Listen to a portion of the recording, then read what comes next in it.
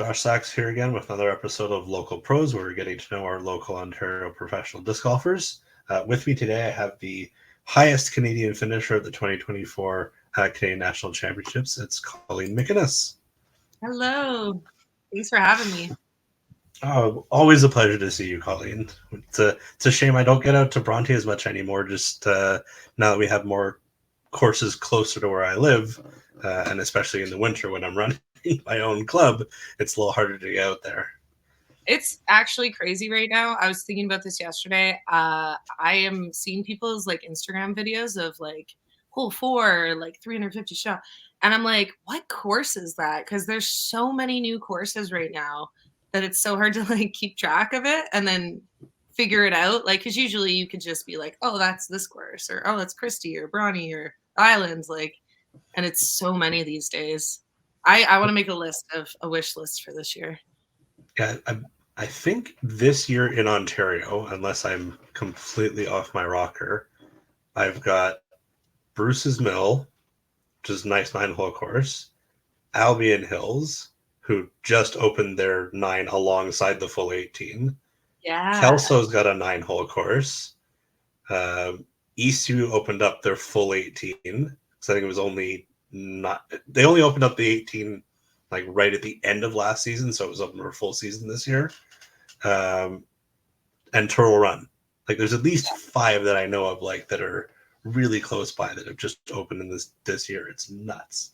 Yeah. And that's not to mention like people adding in extra tee pads or whatever stuff. Like I haven't played King's Forest this winter, but it's got different holes now as well, and like just changes like that. So it's a lot to keep up with.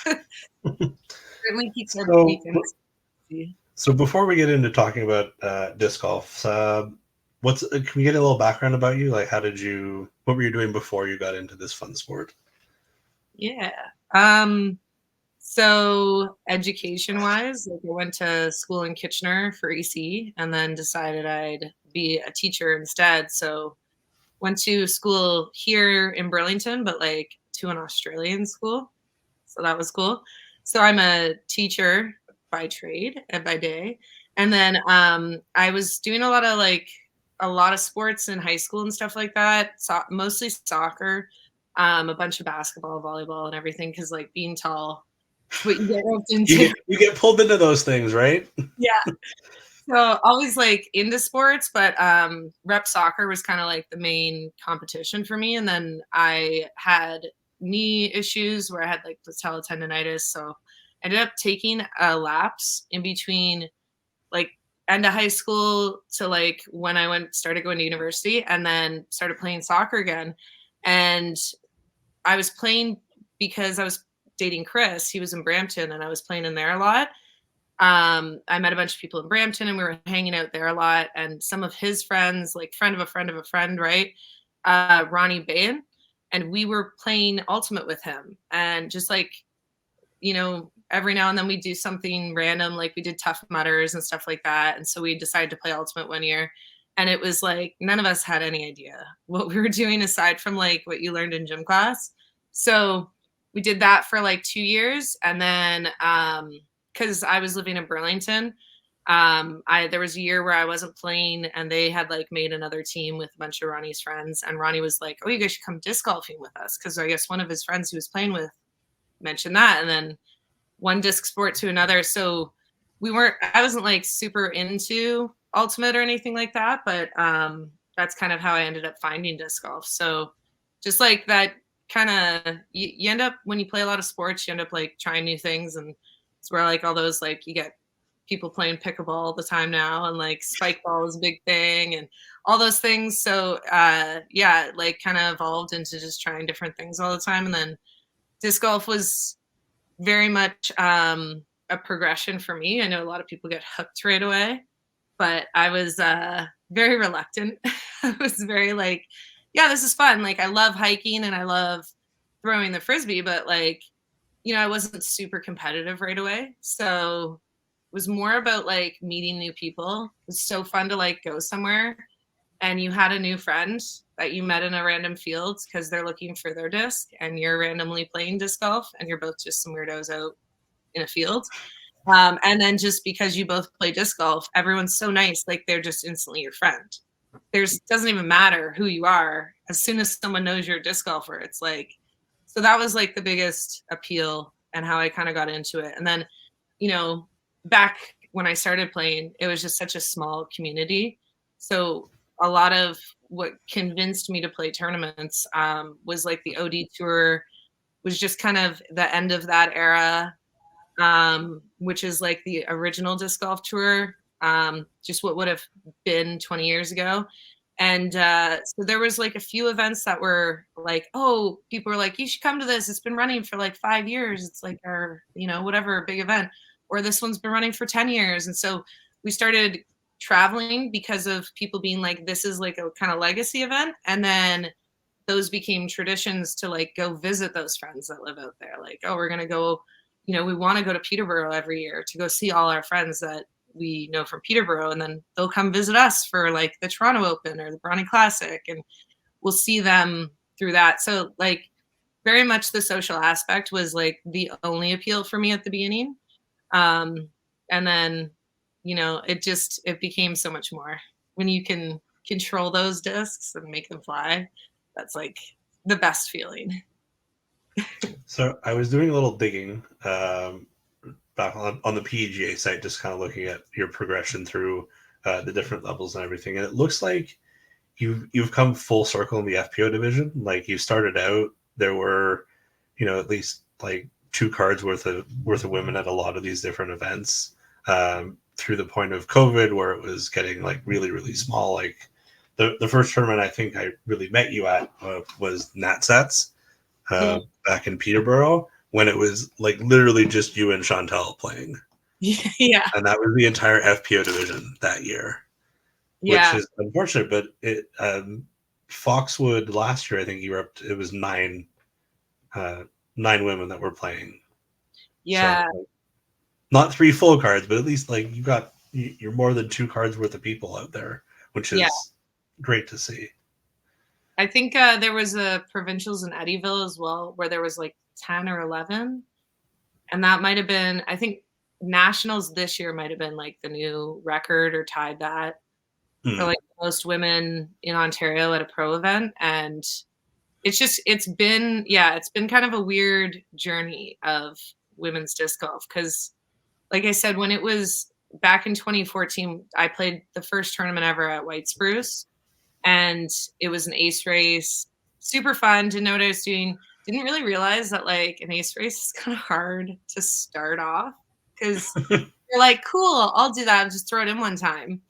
And whoever throws it in the most times wins. But then like thinking back on it now, I'm like, of course I didn't ace during the first ever tournament I ever played in like flared jeans and some like skate shoes and stuff.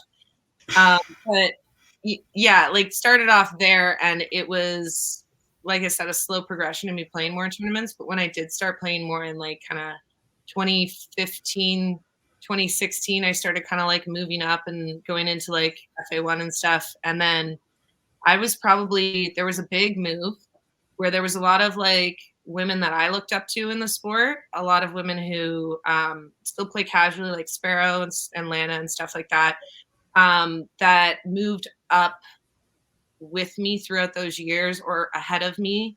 Like I'm saying, like I lost to them a million times as I was going up. So, keep that in mind, all you women who play FA2 right now. Like you just keep going and keep going and keep going. But when they moved up to FPO, I was still in FA1. And I remember playing, I think it was like the Christie Spring Fling, and I had won it last year. And then I played FA1 again, and a bunch of the women moved up. And I think I like decided, like, so I had won it 2 years in a row or something. And so the next year I moved up, and I was like, I think second last, and I played like trash, and I got destroyed. And it was super fun. Lisa Ficus, I think, came up for that event or something. So it was cool because it was like someone from America came, and I'm playing pro now, but I played like trash. And it was a lot of emotion to like move up into a field that was pretty big, that had they did all move up pretty well right before me. Like I'm talking months. It was not a like a big progression. So all of a sudden now we have pro. And all of a sudden we were all like, yeah, I want to play for money. I don't want more discs. Cool. And it kind of slowly dwindled. I think from the female perspective, like a lot of what was happening at that time was people like, I don't want to compete every weekend and I have other hobbies and stuff like that that drew them away. I know there was like one or two of the women had a kid and then didn't really come back to compete, just kind of came back as more of a casual player. So it dwindled down our division a bit, people going back into other sports or whatever. And people moving away as well. So it kind of diminished a little bit, and then it really got to a very small position where it was really like Jazz was playing a bunch, Jazz Saint Goulard, and then Sandy and Leona and me. Like every now and then, maybe Jess Cassidy would play, and like if it was an OD event, Sparrow would come and Lana and Meg, and so it wasn't like a lot of women playing, and me and Sandy were pretty much consistently the two there. Someone might join us. And I got beat by Sandy continuously, like berated into the ground for like a year and a half. And although like, it was tough. It was such a, thinking back, it was so cool to have someone who was like, I didn't know a lot about Sandy when I first met her, and we're great friends now. But I was like, I didn't know a lot about her. So I thought she was the greatest. She's touring with Marty, and Marty was like a big deal. So I'm like, they're so knowledgeable and all that. And it was pretty intimidating. And so the first time I didn't beat her the first time. I tied her and I beat her in a playoff. And it was like, I remember the nerves of waiting for that playoff. We had to wait for Daryl to come back. And then we finally went out to do it. And they ended up putting us on the next hole we would have played, which was a huge hyzer hole. And I was like, oh my God, she's lefty, so I have a chance. And then it was like, it was just such a big monumental moment for me. So that was really cool. But then it was just like that for a little while too. And then all of a sudden Kat started playing, and we had like random people just start joining in to FPO, but like sporadically. Mm-hmm. And then Chantel started, she was like, whoo, because she did like FA2, the next tournament, FA1, like she won FA2, the next tournament moved up to FA1, won that, the next tournament, that was provincials, she won as FA1, first tournament in FA1, and then moved up to pro, and then tied Sandy, and I barely beat them, and tied Sandy in that tournament. And I was like, holy shit, it took me like 6 years to beat this girl. And you just tied her your first FPO tournament. It was like so crazy. So definitely knew that was like special right away. And then I know Chantel had a very special moment this year where she beat me at Foxwood for the first time. So that was exciting. And then an even bigger moment of like destroying the Americans, which like, sorry, America, but it was exciting. So we had our like, if you didn't see it on Kat's Instagram, we had like a really cute Canada picture of the three of us there. It was a very surreal moment to see a Canadian and like to be there and to be able to support her. Like that was so cool. So it kind of goes full circle, right? Where you have so many milestones and accomplishments, and it's cool to like, now I'm seeing like Kat and Chantel and Alicia and like all these women coming up and like having that where it's like, they were trying to beat me. Now they're all trying to beat Chantel, but like she's going through that, right? Like, so it's funny how it does all come full circle like that. I'm just glad to be like in the same boat as Sandy, where we're still like crushing them every now and then. And it's funny you mentioned like you had a playoff with Sandy. It's the first time you beat her. Like that national satellite tournament, I think was her Chantel's first like heads up playoff atmosphere. And like it just maybe just got to her, and you took it down. And I think from what I can see, like she used that as motivation to keep just improving her game and keep like trying to chip away. Yeah, she's definitely, I think there's a thing about women in disc golf that it's like you can just tell who, not that like you're not going to excel no matter how much like what kind of effort you put in, but she's very thoughtful about what she focuses on. Like I think there's something to be said about like women who are willing to like critically analyze themselves on a consistent basis. Like you don't want to, obviously you don't want to feel like negative on yourself all the time, but she's, you know, and you get that whole vibe when you watch her YouTube and all that, but like she's very thoughtful about what she does after an event and after a round, and like what she's focusing on and what she's working on. Like it's not just I'm throwing farther, which is like where I see a lot of people go, that I'm like, oh cool, you can be on the pro tour soon, right bud? And like it's so much more deep about like her form and her body. Like she's so in tune with what she's working on that I think I could see that so quick right away. And you're absolutely right that like, I mean, you know, you never want to like model yourself after someone, but you do always want to be looking at what other people are doing when they throw, because it gives you insight that you don't always get from just hearing someone give advice, or, you know, watching tutorial videos or filming yourself and watching that again. It's interesting when you see someone else do something, see how it affects their throw. And then you're like, oh, that's interesting how that part of their body changed it. Maybe that like, maybe if I focus on this, I can fix this part of my throws. I think she's very smart in that sense, like very, I don't know, physical smart or whatever. But that's what I always like think about when I'm like watching new girls come up. Like it's very much about like if they're thinking about how their shot is developing instead of just like how far they're throwing, or like just strictly form. Like people get too form compulsive. So but yeah, it's been a wild ride to see like it booming for Canadians. Like a few years ago, you know, 5 or 6 years ago, it was like pretty rare to have Canadians sponsored, more than just like an ambassadorship kind of thing. And now it's like booming everywhere. But to have people like Chantel getting, she did get her AFDO disc, but she also got Tour Series discs, right? And like, I don't know, I mean, maybe in other parts of Canada, but like, I think Sandy and her might be the only ones that have gotten like their actual sponsor to make a run of discs, and not like I'm commissioning it and we'll sell them, but like they are fully supporting her. And like, that's huge. I think getting more of Canada out there, like she's done so much this year for that. Like it's amazing. But it was cool too to have like me and her and Sandy on those highlight reels for AFDO. Because it was like kind of like it was cool to have Chantel win and reinforce like Canada's doing things, but like to be like lots of Canada is doing things. Like that was awesome. Like I think back because I think it might have been on the Friday that you were on the, I guess the card before her. Oh yeah, the first. So you were on the first card. Like you were seeing a lot of film of cutting back and forth because there weren't that many people playing, and it seemed to be every time it hit your card, it would be the three other women throwing, and you'd be getting ready. It's like, and cut back to the previous card. I'm like, where's Colleen?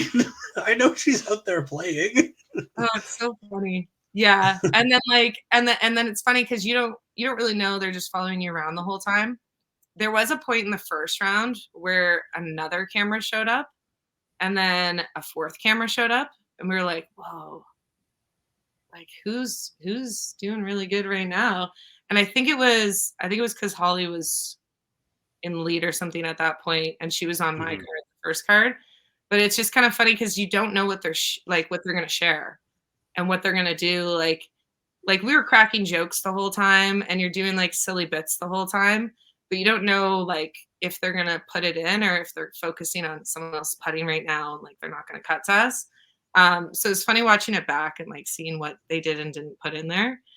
I think there was one shot, if I remember, weren't you and Holly like sitting on a bench waiting to tee off and just like grabbing a snack or something? Yeah. So we were like chilling on the bench and eating. We both took out a piece of fruit, and I had an apple and she had a banana. And I was like, oh, hey guys, you should get a like shot of us, and then you guys can post it and be like, what's your favorite mid-round snack? Because we're sitting on the bench for hole 10. So we're like right halfway. And they turned to start filming us, and Holly's just like, I don't know what to do. Like, she's her Southern accent. She's like, my mama told me not to eat a banana like that on film or something. And then So then someone's like, "Oh, I've always wanted to eat it sideways." So she turned it sideways and started eating it like that. And then apparently I had to go back and watch this because they were like the forbidden banana bite or something like that, and they were cracking jokes about it on the commentary, but it was so funny.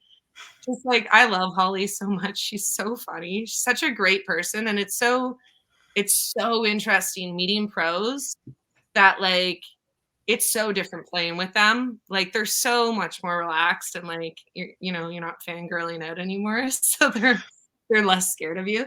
But yeah, it's just she was such a fun person to play with. Like amazing person, but just so much fun as well. And always cracking jokes, which I don't think comes across on the camera. She always looks so focused. But like when the camera's not on her, she's like joking around the whole time. So that was a great tournament. Memories forever. And just fun fact, I went back to go play New York State Championship. Like that's where I ended up breaking my foot. That community is like the best. But I ended up breaking my foot before the round, and I went and played the tournament anyways. And I birdied one of the holes that's like it's got the like creek next to it. I think it's 15, and it's like got a creek next to it, and you go to the bottom of this hill and then you have to go up the hill, and it's a par 4, and I birdied it with a broken foot. Didn't birdie it a single time during my practice round or during AFDO, but broken foot crushed it. So that course is always gonna have some good memories in both of those tournaments. So I was gonna ask about like your off-season plans, but you mentioned like you have broken foot, so I know you're still rehabbing. Is there anything you want to work on before you get back into competition next season? Yeah, I think like overall part of my plan when I kind of initially broke it is to work on my forehand. It's like standstill forehand or like a putt or an upshot is fine. It's like not great, but it's fine. But doing a drive or off the tee pad is just not confident and not like consistent. And to be honest, it's like a lot of like what I was finding when I was doing it pre-broken foot was a lot of it my issue was turning this the opposite way. Mm-hmm. And I think that has to do with like now I think that has to do with my balance. So at the time, I didn't have very good balance on my left foot. Now that I've only been walking on my left foot, I have amazing balance and I have no balance in my right foot. So it's going to be fun to learn that again. But definitely that's like dramatically changed just the going through that motion of going through, it's dramatically changed my comfort level with it. So I wonder if that is something, if people are struggling with to look into. But that's kind of been my plan the whole time, is that I know the outside of my foot is kind of a risky area for the first few weeks of me getting back into sports. So I want to try focusing on doing like forehand only rounds, just get back into like walking a course for a full round.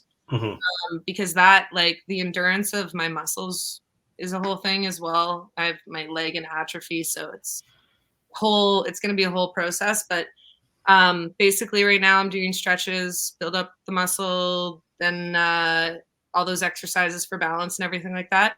And then getting out and practicing the course to be able to get my endurance, to be able to do like, 2 rounds a day and not have like my leg sore or my knee sore or anything. And make sure that, my limp doesn't come back, because I had to really work on walking properly again.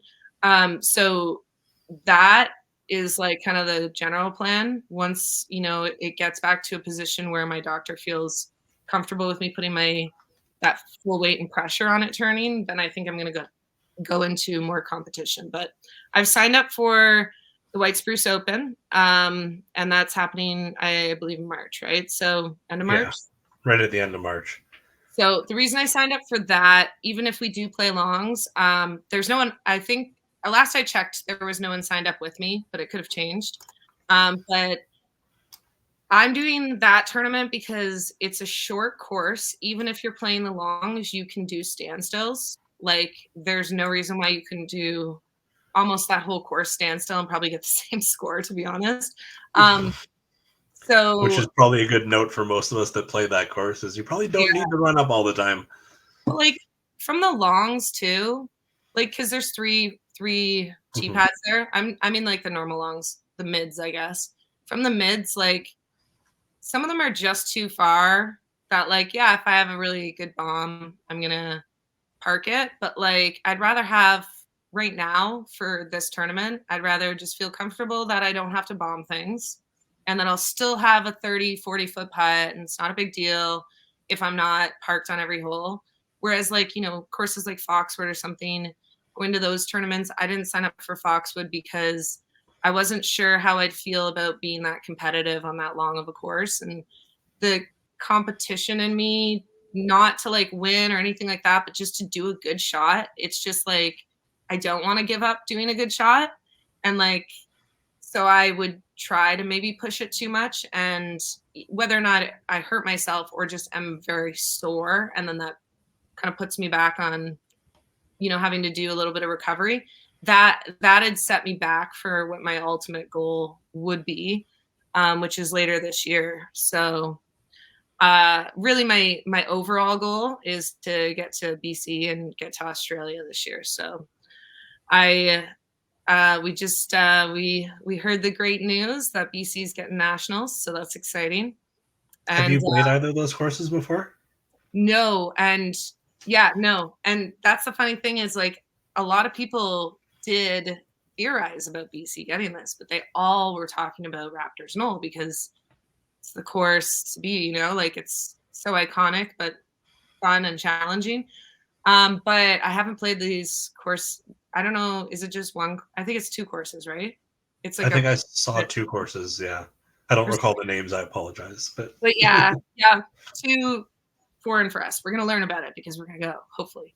So that's like the plan is to go to BC. It's a very loose plan. I was not intending that at all. I actually was really hoping to go back to BC for the BC Open.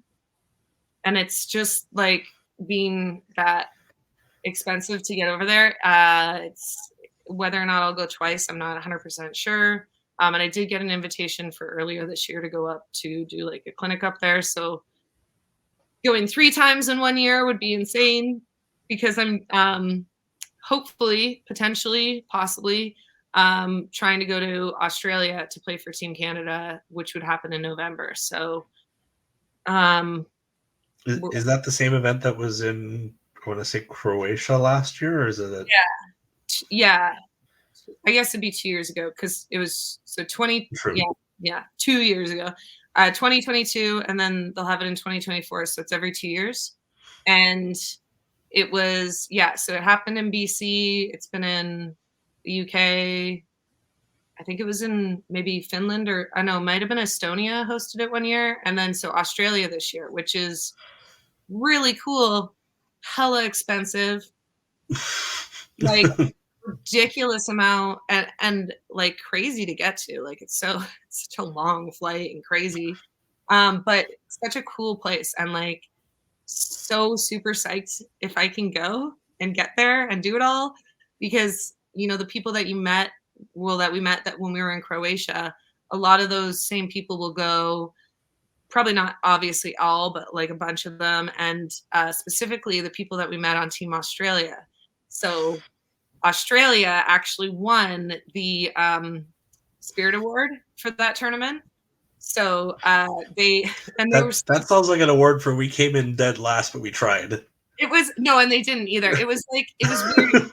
Ultimate does this thing where you give the team spirit awards, like how well they communicated and like how well they followed the rules, like stuff like that.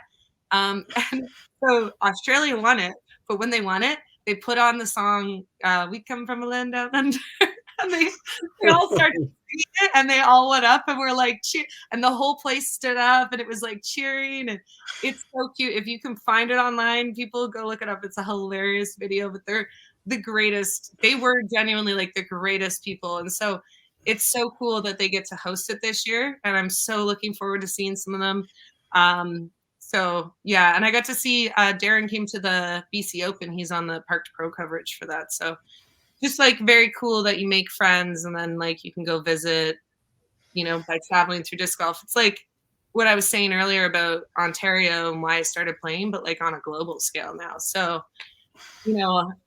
I'm definitely addicted to being on that team because the idea of going to another country for disc golf is just so appealing, so cool. And the way Croatia did it with like they paraded us through the town for our opening ceremony and we all had flags, but they had so many people out there and it coincided with like a festival that they have.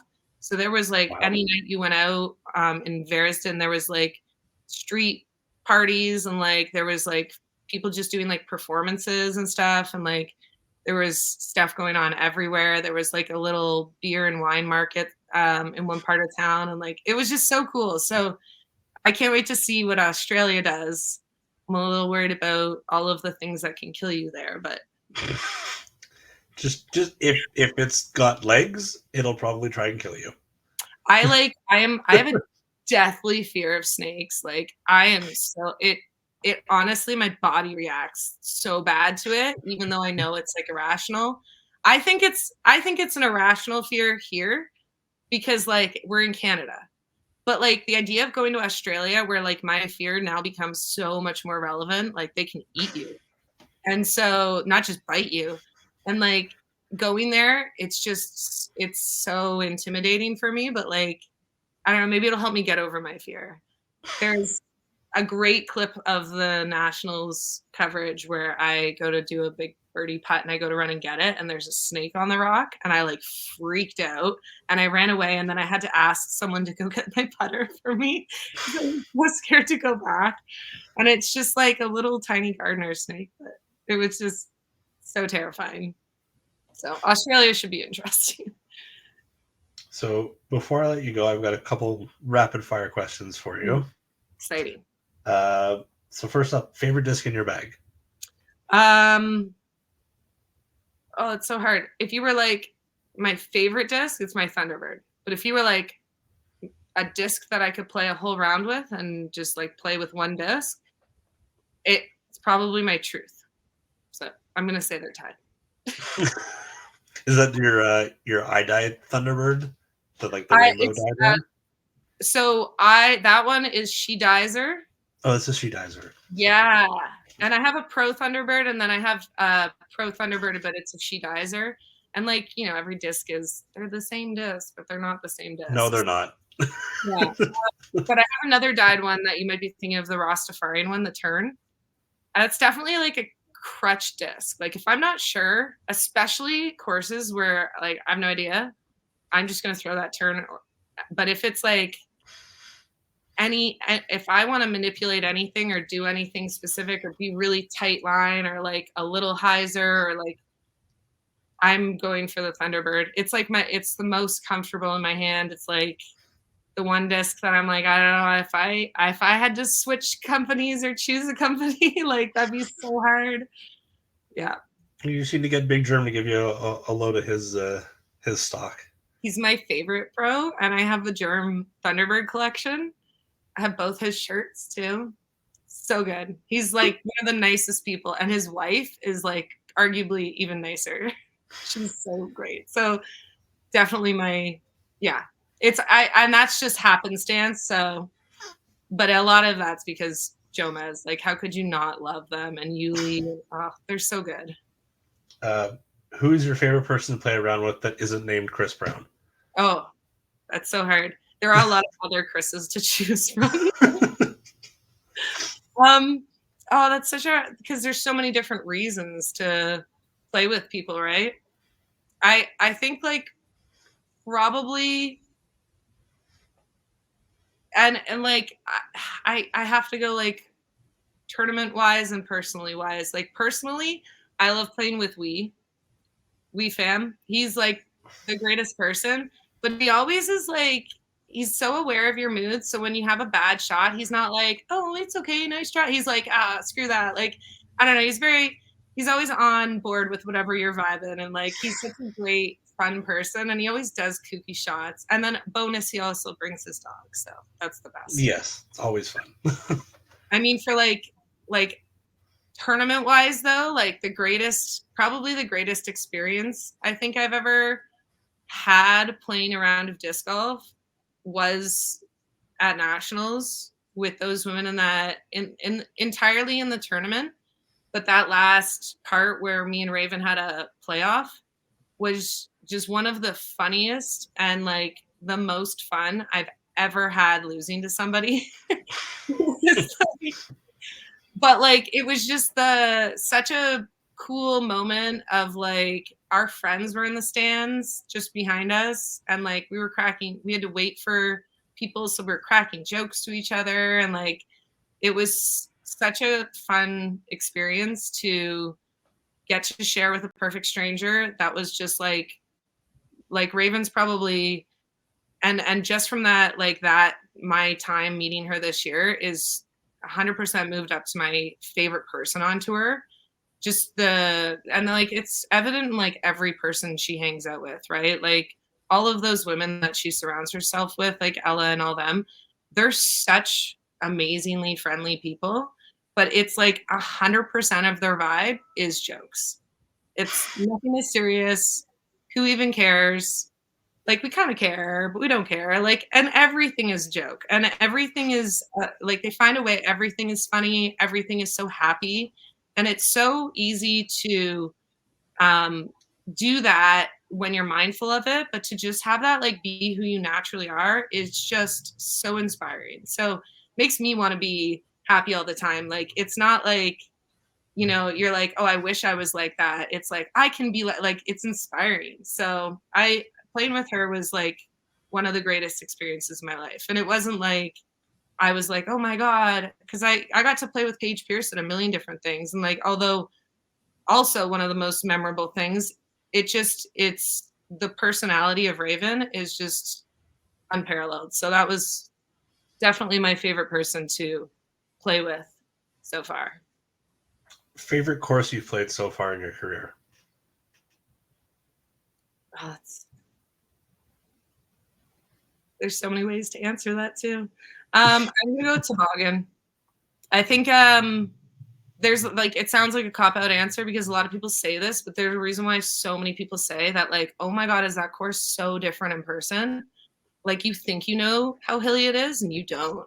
And like how long it is. And like when you're standing at the bottom and you're like, the basket's still all the way up there and I've already thrown 350 feet. And it's like, now I'm going straight uphill. Like it's so crazy. So I think that is like the coolest experience course to like, I've gone from watching it to playing it was awesome. It's funny you mentioned the hilly stuff, and it made me think of, I forgot a new course that's got in Ontario, that's Trail Hub, which is on an old ski hill. Yeah, we love that. And like I played it, and thankfully you only have the downhills where you're using the entire hill, and you only have a couple of those. But the uphill, you're kind of working your way back up slowly instead of trying to like the bomb it straight from the bottom of the hill to the top. Yeah, it is like ski hills, so fun. But man, are they exhausting. But like, it's funny because like Chicopee back in the day when it existed still, I'm sure it will someday again. But when it did, it was people would be like, I don't know if I want to play that tournament like the hills. And now people are like, I wish Chicopee was open. Oh, we want it back. Like, and it's like, I think we forget the pain we go through going on those courses because of how beautiful it is when you get to the top and get to throw down and how cool that is and how fun. And yeah, so it's worth it. Pain for pleasure, right? A bucket list course somewhere you haven't played that you really want to get to.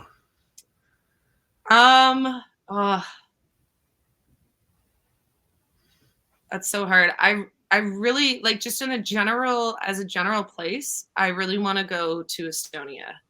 / Finland. Like I would probably try to work it in. But it's just like the culture out there. I know that I'm pretty sure, I can't remember if it's in Finland or I think it's in Estonia. They have a disc golf festival like every year. Mm-hmm. Where it's like, I think I've seen Kristen post stuff about that. Yeah, like as if you had a music festival, but disc golf. Like that is next level, your culture has embraced disc golf. And like, I think that would be so cool to kind of go to a community and play the courses in there that where it's so fluid that I can only imagine how cool and how developed their courses must be. Because like, you know, when you think about putting a course in Ontario, it's like, well, you know, we're going to put it in here because they'll let us. And it's, Hmm. and like, we had to spend 3 months explaining what disc golf was and why it's popular and proving it. So it's like, to see a place that has courses that are like so accepted, I think that would be like probably next level. But locally, there's so many courses that have gone in since I broke my foot and that I haven't been able to properly play. And unfortunately, this one's closed for the winter for construction and all that. But and I know people are gonna hate me for this, but I want to play Turtle Run. Turtle Run's like a few minutes from my house. It's so freaking cool. And Kelso, because they're both like right there. Hmm. I am so close and I haven't been able to properly play like a proper round. So I really wanna I really want to get out to be able to do that. And yeah. And finally, if you could put together your dream card mates for a foursome, who would they be? And if you want to add, where would you guys play? Dream card mate. See, it's so different because like who do I want to play with, not just like watch play. Hmm. I mean, it's kind of both. I'm not saying it has to be a competitive thing, and it can be you want to go back and play with friggin' Steady It, like put Steady Ed Hendrick on there if you really wanted to play with him. Like that's, it's all up for grabs. So like Michael Jackson, gone. Well, I mean, you could do that, but I mean, it's probably better if they were disc golfers. I don't know how much Yeah, fun you'd have watching Michael Jackson be poor or be bad at it necessarily. I think that at like I think that like you know it is like the most fun to get to play against the women that are currently in FPO in Ontario. It's such a corny answer, but like if you took your pick of any of those women, I think that would be so much fun. And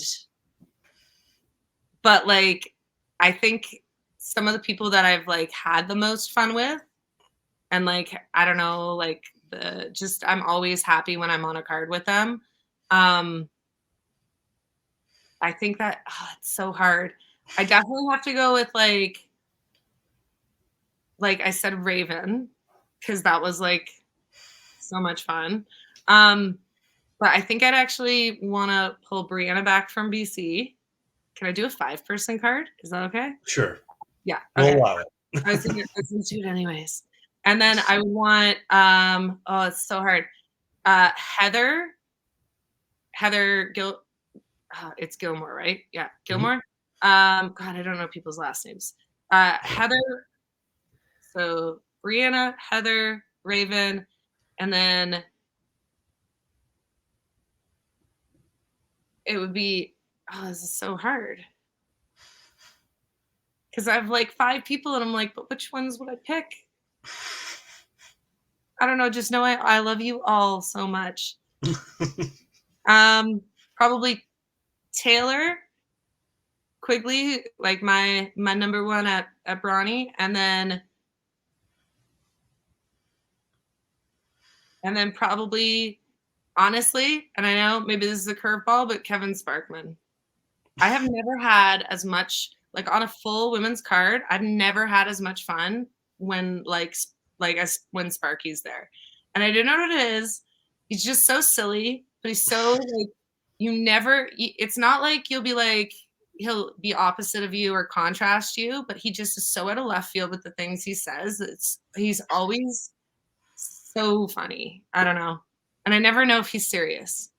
And then sometimes you'd be like, no, I am serious. But you're like, but are you serious about that? Like, I don't know. He just always keeps me on my toes. But I feel like that would be, I think I would probably die of laughter. And I think it'd probably be like a 12-hour round because we would never finish. So, yeah. Or any of our FPO cards at Screaming Heads / Ficklewood. Any of those cards as well. But yeah. Well, thank you very much for your time. It's always great chatting with you. And yeah, look forward to seeing you back to tearing up the course in 2024. Yeah. Thank you so much for having me. And thanks for doing this. So support local. Support all the people out there. For sure. Right. Thanks, Calls. Bye.